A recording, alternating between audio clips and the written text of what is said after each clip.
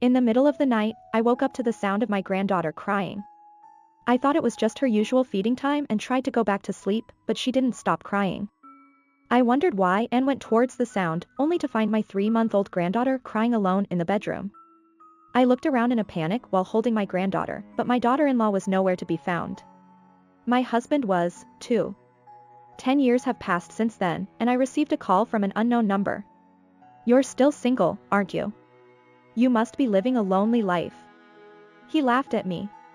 I was so angry that I told him the truth. "My name is Ariana. I'm a 55-year-old part-time worker. My husband, Joseph, is a local announcer. He's almost 60 and will retire in a few years." Looking back, I met my husband 35 years ago. At that time, I was working in public relations for a major company. Every time a new product was developed, I was busy, but I felt a sense of fulfillment in my job. That's when a friend introduced me to my husband. My first impression of him was that he was a serious and quiet person. But as we got to know each other better, I realized that was just at first. He was very good at talking, probably because of his job. He was also a good listener and seemed to be used to dealing with women. I had heard from mutual friends that Joseph was popular with women, and I understood why later on. After being asked out on a few dates by him, we started dating. After we started dating, he was always kind and always put me first. I was gradually attracted to him. On my birthday, after we had been dating for a year, he proposed to me. I was overjoyed and accepted without hesitation. When I was 22, we've been blessed with a son named Noah. As soon as I found out I was pregnant, I quit my job and decided to devote myself to raising my child. After giving birth to my son, I was a full-time housewife, struggling with housework and childcare, but I was living a fulfilling life. My son was a lively boy who ate well and moved a lot. On my husband's days off, we would take a lunchbox to a large park nearby and play all day until my son was satisfied. My son grew up healthy, and by the time he started kindergarten, I started working part-time at my former workplace. Looking back, there were many things that happened until my son became a working adult. Of course, my husband and I had fights that led to discussions about divorce, and there was even a time when my husband slapped a divorce paper with his name on it in front of me. Before I knew it, I was 55 years old. My son, who used to be small, is now 33 years old and is a section chief. One day, my son brought his fiancée home. Her name was Naomi. She went to the same university as my son. They had been dating since they were college students. She had come to our house several times and we had watched them being affectionate with each other. She was outgoing and sociable, so she quickly became friends with us. When my son reported that he was going to marry Naomi, my husband and I were very happy. She was not on good terms with her parents, so their wedding was an overseas wedding with just the two of them. My husband and I looked at the photos of the two of them smiling happily and celebrated my son's growth and their future happiness. A few months after my son got married, the couple announced that they were expecting a baby. I had been longing for a grandchild and was so happy that I was overjoyed. At the same time as the pregnancy announcement, my son came to us for advice.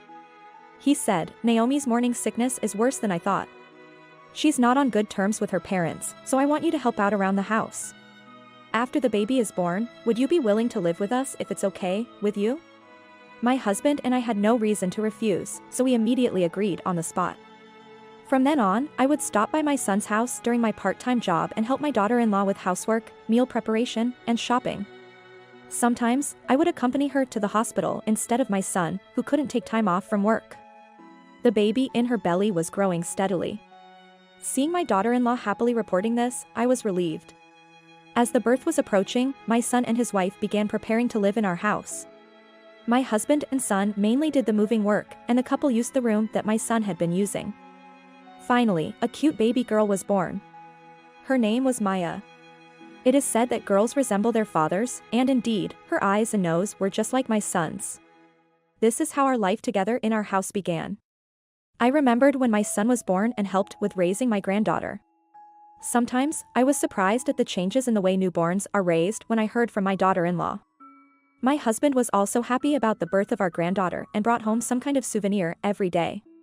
But for some reason, he bought souvenirs not only for our granddaughter but also for our daughter-in-law. And he seemed happy about it. He bought little things like snacks and drinks to give her a break from daily childcare. I was a little annoyed because I didn't have anything like that when I was raising my son. but I felt the same way as my husband, wanting to comfort my daughter-in-law who was struggling with unfamiliar childcare every day, so I didn't say anything to my husband. My son seemed to be aware of his role as a father and was desperately helping his wife even though he was busy with work. Sometimes, my son seemed to make time for his wife to be alone. My son didn't leave the care of his daughter to us, but took care of her by himself until his wife came back. Seeing my son like that, I was proud of him as a mother. Honestly, I was sleep deprived because my granddaughter's crying at night kept me awake, but she was so cute that I didn't care about that. At that time, every day was happy and all the family members were living with a smile. I never thought that such an ordinary daily life would suddenly be broken. It was about 3 months since our new family and new life had begun. I'm going to do some shopping on my way home, is there anything you need? I texted my daughter-in-law when I stopped by the supermarket on my way home from my part-time job, but there was no reply. I thought she must be taking a nap with the baby and didn't worry too much about it, so I finished my shopping and went home. Just as I was about to get home, I heard a loud shouting voice that could be heard outside. I rushed into the house and found my daughter-in-law and my husband in the living room. Noah. I heard your voice from outside, what on earth happened? In front of them stood my son, his face red and trembling with anger. Hearing my voice, my son seemed to come back to his senses, took a deep sigh, and then told me what had happened. This morning, my son was out at a meeting. Thanks to his boss's kindness, he was allowed to go straight home after the meeting, and he got home around 3 p.m. He had texted his wife in advance that he was coming home, but there was no reply. Like me, he thought she must be taking a nap with Maya. When my son got home, he found the baby crying loudly. He picked up the baby who was crying alone in the living room, fed her milk, and looked around for his wife. Then, to his surprise, he found his wife in their bedroom, in bed with my husband. Hey! What are you doing? He couldn't understand what was happening for a moment, but he just told the two of them to get dressed and come to the living room. After putting his daughter to sleep, my son went to the living room and questioned the two of them, trying to suppress his irritation. As soon as we started living together, your father took advantage of everyone's absence and asked me to be his mistress. At first, I refused, but as we talked about the hardships of childcare, I fell in love with him and we started a relationship a month ago. Naomi began to speak in a halting voice. My husband, without any sign of remorse, laughed and said, "That's right. We both liked each other and did it with mutual consent. I happened to finish work early today, so I was home by early afternoon. We're family, so there's no problem." At these words from my husband, my son's blood rushed to his head and he shouted in anger, which I heard. After hearing the circumstances from my son, my mind went blank. My husband and daughter-in-law were sitting there with a smug attitude. Ugh. Disgusting, I shivered and lashed out at my husband. What on earth are you thinking, laying a hand on your son's wife? Even if it's with mutual consent, this is a clear case of infidelity. At my words, my husband grinned and replied, "We're family, so what's the problem? What's wrong with sharing my son's wife with her father-in-law?" The moment Noah heard those words, he grabbed my husband by the collar and tried to punch him. I desperately held back my son's raised fist.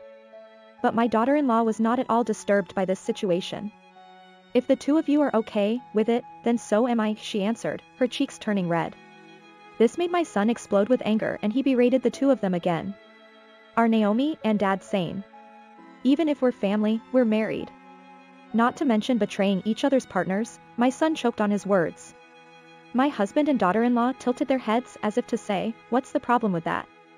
My son must have felt futile against the two of them who didn't understand his words at all. I'm going to cool my head a bit. I don't want to be in a room where such a thing happened, so I'm going to stay somewhere else today. Let's talk about what to do from now on tomorrow, my son said, holding his head, and staggered out of the house. After my son left, I asked my daughter-in-law and husband about their relationship again. I was as angry as my son, and I couldn't believe that my husband would lay a hand on my son's wife. But what came out of my husband's mouth was even more shocking. "Living with an old lady like you for over 10 years, I can't feel any charm at all. I thought I was getting old, but I never thought I could have a relationship with someone as young and cute as this," my husband said, showing an attitude that he didn't feel guilty even after their relationship was exposed. Even while talking to me, my husband had his arm around my daughter-in-law's waist and was holding her close. My daughter-in-law didn't seem to mind at all, and even leaned on my husband's shoulder with a slightly triumphant look on her face. It's no use talking to these two. I gave up on the discussion and went to bed alone. Wrapped in a chilly duvet, I remembered the ordinary, loving family life from when I met my husband and my son was born. Oh. I wonder where I went wrong. Tears overflowed and wouldn't stop. I covered my head with the duvet and cried, stifling my voice. How much time had passed, I wonder. I woke up to the sound of my granddaughter crying. It seems I had fallen asleep while crying. Noah and his wife will probably get divorced. I wonder who will get custody of Maya, I thought vaguely as I listened to my granddaughter's crying, but she showed no signs of stopping. Feeling that something was wrong, I went towards the sound of the crying. My granddaughter was crying loudly in the baby bed in my son's bedroom. But my daughter-in-law, who should always be there, was nowhere to be found. I held my sobbing granddaughter and searched the house, but neither my daughter-in-law nor my husband were anywhere to be found. Their belongings were also gone. My heart pounded heavily. I have a bad feeling about this, I thought, and hurriedly called the two of them, but neither of them answered. I called my son with trembling hands. Fortunately, my son answered the phone right away. Noah. Naomi and your father are gone. They left Maya and disappeared. I understand. I'll be back soon, so calm down, my son said. I waited for my son to return, feeding my granddaughter milk while feeling anxious. By the time my son came back, my granddaughter was sound asleep. My son had searched for places where the two of them might go in bus terminals where night buses depart, but he couldn't find them anywhere. Neither of them responded to my son's calls. My husband had eloped with my son's wife, leaving behind their 3-month-old granddaughter. The next day, I received a call from my husband's company. I apologized many times and explained only that they were missing. No matter what the circumstances, I couldn't bring myself to say that my husband had eloped with my son's wife. No matter how much time passed, the two of them never came back, and my son and I decided to take care of our left-behind granddaughter. Every time we saw our cute granddaughter grow, our wounded hearts slowly healed. 10 years have passed since then. Now, we hardly ever think about the two of them. One day, I received a call from an unknown number. When I answered the phone suspiciously, I heard a familiar voice. It was the voice of my ex-husband, who had disappeared 10 years ago. Hey. Are you doing well? Huh? Joseph. What do you want, calling me out of the blue? I thought I would give my ex-husband a piece of my mind, but he spoke first. You're in the hospital now, aren't you? We're both in our late 60s, so it's natural that our bodies are breaking down. How much longer do you have to live? I don't know where he got the information, but my ex-husband knew that I was in the hospital now. And he continued to speak in a pitiful tone. Well, you're getting old and your days are numbered. Living alone in such a big house. You've been living a lonely, single life. My ex-husband looked down on me for not having much time left and for the life I had led since he left. Did you call me just to say that? I snapped back at him in a strong tone. Then my ex-husband sighed deeply and began to speak in a low voice. It seems that my ex-husband was fine with eloping with my son's wife, but he reached his limit when he had to retire and she had to support the household. And it seems she was cheating on him with another man using my ex-husband's pension and part-time job money. I dumped such a reckless woman. Naomi seems to have been played by the other man, so she might be having trouble finding a place to live now. So I'm going home, my ex-husband said, and I felt a surge of anger at his carefree thinking. You disappear on your own and only think about yourself. You don't know how Noah and I feel. I was so angry that I decided to tell my ex-husband everything that had happened. Huh?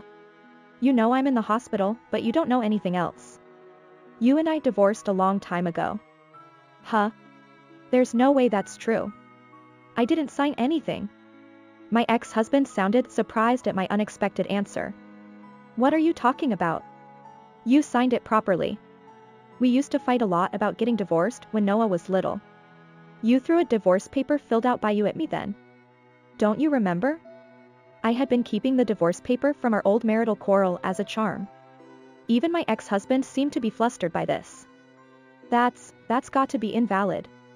Even if it's not, we've been missing for 10 years, so the divorce is recognized. So you and I are complete strangers now. Don't be kidding. I won't accept that. My ex-husband started barking on the phone, not satisfied with my explanation. You're in the hospital with an illness. You don't have much time left, so give me all your house and savings. I'm going to spend the rest of my life with a cute girl with that money. I decided to tell my ex-husband, who still hadn't learned his lesson even after eloping and being cheated on, the truth. Unfortunately, someone else is already living in the house. I sighed and answered like this. But my ex-husband didn't seem to understand. Huh? Don't tell me lies that don't make sense. Why don't you check it out for yourself? I got irritated with my ex-husband, who didn't understand what I was saying at all, and I raised my voice, forgetting that I was in a hospital room. You know, about 5 years after you left, I met a man who runs a real estate business as a volunteer at a community garden. Well, he's my current husband. When I remarried him, I had him put the house up for sale. Now it's been renovated and someone else is living there. No, that's a lie. That's got to be a lie. I'm still your husband. My ex-husband screamed in agony and made a fuss on the phone. You still don't believe it? Why don't you check your family register or go to the house and check it out? The nurse's rounds are coming soon, so I'm going to hang up. Oh, and I'm in the hospital just for a health checkup. I ignored my ex-husband, who was still making a fuss on the phone, and hung up. After that, I received frequent contacts from my ex-husband on my smartphone, but I ignored all of them. I love you. Let's start over. There's only Ariana. After a while, I started receiving emails urging me to reconcile several times a day. I was so creeped out that I consulted with my current husband and went to the police just in case. A few weeks later, my ex-husband was apprehended by the police while trying to pry open the door of the house where we used to live by repeatedly inserting a key. According to a neighbor, a suspicious man had been lurking around the house for several weeks, and he seemed to be trying to peek inside the house. The current homeowner went to the police for advice, and finally found my ex-husband trying to pry open the door and handed him over to the police. And it seems there was a bit of a commotion at my son's place as well. Somehow, my son's ex-wife suddenly appeared at his house. I'm really sorry for everything. The only one I truly loved was Noah, she said, barging into the house and pressing my son for a reconciliation. However, my son remarried 3 years ago. My 10-year-old granddaughter Maya, who had heard the commotion in the house and came to see what was going on, glared at her biological mother and shouted through gritted teeth. Who are you? This old lady. Don't bother my dad. My granddaughter threw her own shoes at her and tried to drive her out. Wait a minute. I'm your mom, the ex-wife said. My dad and mom are here. I don't know any old lady like you. My son's ex-wife, who was completely cut off by her own daughter, collapsed on the spot. Then my current daughter-in-law came out and yelled at the ex-wife. What are you saying now? Don't ever hurt Maya again. What you threw away will never come back. Don't ever show your face again, my son told the ex-wife, who disappeared on the spot and never appeared in front of them again. Afterwards, according to a story I heard from my ex-husband's parents, my ex-husband, having nowhere to go, sought help from his parents' home. Because I had reported everything to my ex-husband's parents, they turned him away at the door. The ex-wife, not learning her lesson, kept running away and was dumped by the other man each time. Before long, the ex-wife, who had aged, was no longer taken care of by anyone. So she thought she would rely on her parents' home, but because they were originally estranged, her parents had sold the house and moved without telling her anything. In the end, my son's ex-wife and my ex-husband decided to reconcile and met again. However, my ex-husband was disillusioned by the transformation of the ex-wife's appearance, and they did not reconcile. The ex-wife is said to be living in poverty, working multiple part-time jobs. Later, my ex-husband's health deteriorated and he was hospitalized. As a result of the examination, he was diagnosed with a life expectancy of 3 months and quietly passed away in this world without being watched over by anyone. If we hadn't been living with my son and his wife at that time, we might not have ended up like this. As for me, I am growing vegetables in a field near my house with my current husband, whom I met through volunteer activities at a farm. Taking care of the vegetables every day is hard work, but the joy of harvesting them blows away any hardships. My husband makes a special dish full of vegetables using the many vegetables we harvest, which my granddaughter loves, so we have a vegetable party at our house once a month. Of course, my granddaughter Maya and my son and his wife are looking forward to it. A cute little girl was born to my son and his wife last month. My granddaughter has completely become a big sister and seems to be taking care of her. Both my son and I have had a tumultuous life, but now we are each leading a peaceful life. I realize how happy it is to live an ordinary daily life. I couldn't believe that Ariana's ex-husband would cheat and that Ariana's son's wife would go along with it. It's only natural that Ariana would find it disgusting. When her granddaughter Maya met her ex-mother, she firmly refused, and I was relieved to think that for the 10 years after they ran away, Ariana and Noah must have raised Maya as a precious and straight child. Ariana and Noah had a tumultuous life, but they persevered and were able to grasp their current happiness. Thank you for watching until the end. If you like, please subscribe to the channel and give a high rating. See you in the next video.